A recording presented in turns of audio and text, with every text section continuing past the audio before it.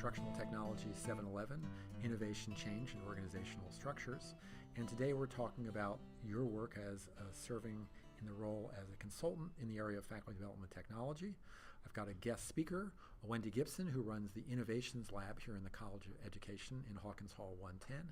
And Wendy's going to start off by telling you a little about the Innovations Lab, and then she's going to ask for some of your advice and consulting work on how to solve a problem they have here in the Innovations Lab. So Wendy, why don't you start off by giving our students and our colleagues a background on what the Innovations Lab is and does for faculty in the College of Education. Well, it was my understanding a number of years ago our dean and assistant dean were concerned with giving faculty members the opportunity to have a place where they could learn more about the intersection of technology and education. We started looking at some of the long-term trends that were coming into education, and it really revolved more and more around technology. So this space was created to provide faculty and staff the opportunity to come in and have a sandbox to explore various technology trends, technology that was being utilized in the outside world as well as in some education spaces, and to begin to have the opportunity for hands-on training, for workshops, to look at what was around the bend, and then have a place where they could safely give it a try. And over the course of time, what we started seeing was it was not only faculty and staff, but also our interns, our candidates, and our future elementary education, middle school education, our high school candidates, those from the music education, fine arts, so many, science education, math education, also needed a place where they could explore technology and how to bring that into their classroom. So our purpose in the Education Innovation Lab has really expanded over the last few years to not only include faculty and staff, but also our interns as well. Neat. It's cool to hear about the Innovations Lab, and I've just noticed how in recent years the lab has really taken off as far as faculty use, and faculty bring students in here upon occasion to use it for a one or two shot experience so that students can gain other kind of tech skills. And so it's great the kind of tools you have here. In fact, maybe you could just briefly for a moment or two talk about some of the most common uses of technology here in the lab so that people can get a sense of that aspect of your work. A big part of what we do is around interactive whiteboards, because so many of our public schools and a number of our private schools in the area have access to interactive whiteboards and the software that goes with them. So whether it be a Promethean board or a smart board, the College of Education spent a number of years collecting and installing these interactive whiteboard pieces into various classrooms, and then to give faculty the opportunity to learn how to use that software in their classrooms. And we started seeing that interns needed a place where they could practice. Once they created a smart notebook or a flip chart, they needed to have a place where they could practice with it. So we provided those opportunities for interns here in the lab. Along with those software pieces, we started looking at more Web 2.0 tools and how teachers and students could utilize those in their classrooms. So something like a tool like Animoto or Prezi, or just maybe taking a PowerPoint and enhancing it a bit, or something like a podcast, or using digital stories. So we spend a lot of time around those tools as well.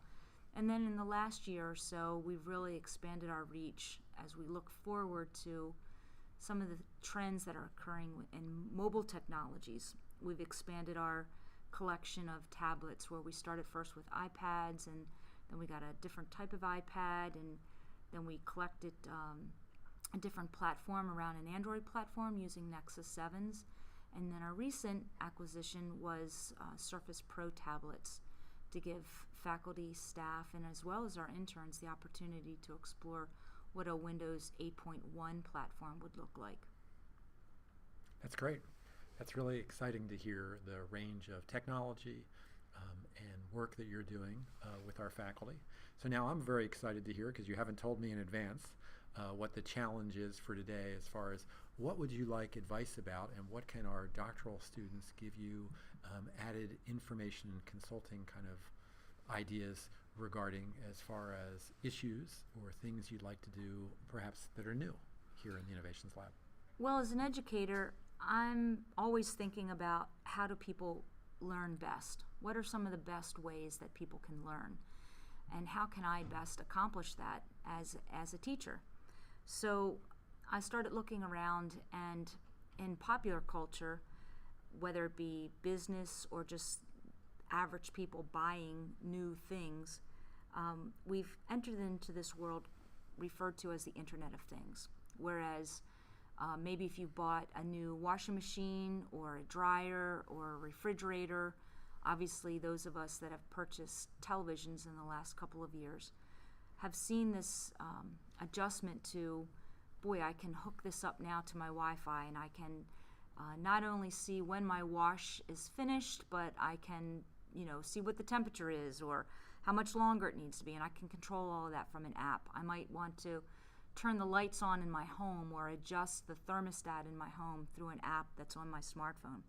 So I've become very interested in how the Internet of Things, this outside of the classroom world, can be brought inside of the classroom for teaching and learning. I'm curious, is this just driven by businesses, by corporate America, or is this something that more and more of the average person is going to become comfortable with and used to? And if that's the case, then we need to bring this into education a bit more. So here's my dilemma. How do we take something like wearable technologies and bring that into a classroom setting for teaching and learning? Many of us have become enamored or interested in the idea of a smart technology on our person, whether it be a Fitbit, perhaps the new Apple Watch, maybe a Pebble Watch, something different to determine how many steps am I taking, how did I sleep last night, what's my blood pressure, those kinds of things. I'm seeing that more and more in everyday life, but how will that practically be utilized in a teaching situation? How would that practically be used in a classroom? I don't know yet. I've been giving it a lot of thought over the last number of months, and I'm very interested in it personally. I want to use as many of these devices myself in my own life to monitor my own health and to keep track of my own finances and all of those other aspects. But where does that intersection occur in the world of education? And I do believe it will occur. Maybe it's down the road, maybe it's 3 years from now or 5 years from now, but why should we wait that long when in our everyday life or in our business world, folks will be using wearables? Maybe not in the next month or two, but certainly in the next 6 months to 1 year, 2 years, or 3 years. And I do believe that keeping ahead of those tech trends are very important when it comes to solving problems in the world of education. So what dilemma, what problem can we look at? Where's the intersection of education when it comes to the Internet of Things? When it comes to wearables, how can I utilize a wearable in an education situation? That's a great question, Wendy. I love it. I think that's really an outstanding challenge, because we're not really sure how we can use the Fitbit, how we can use actually some technologies we haven't even quite invented yet.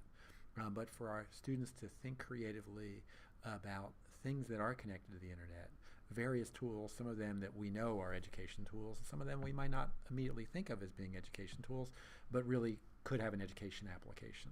So I think that's a great question that you've posed, and a really wonderful challenge. That's a practical challenge.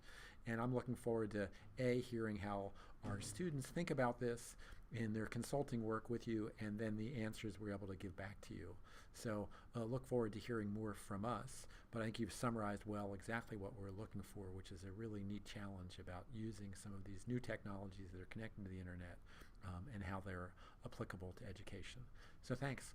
I very much appreciate your time and the good work you're doing here in the Innovations Lab, and I hope that our students will get down here to Hawkins Hall 110 sometime soon to see you and your wonderful staff. Thanks, and we'll see you all online. Bye-bye. Thank you. Thank you.